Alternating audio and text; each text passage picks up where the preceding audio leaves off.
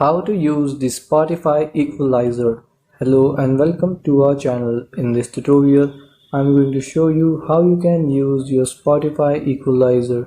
So please watch till the end to properly understand the tutorial. So open the Spotify app.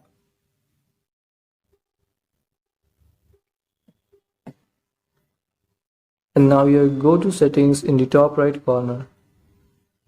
Now you scroll down. And here you will find the equalizer. Tap on it, and here it says equalizer can alter volume unexpectedly on some devices. If you experience problems, please disable it. So to use the equalizer, tap on OK, and here it will open your phone's inbuilt equalizer that you can use on the Spotify app. So this equalizer will be different for different phones. For my phone, it is showing like this. It might show different for your phone. So this is how you can use Spotify Equalizer.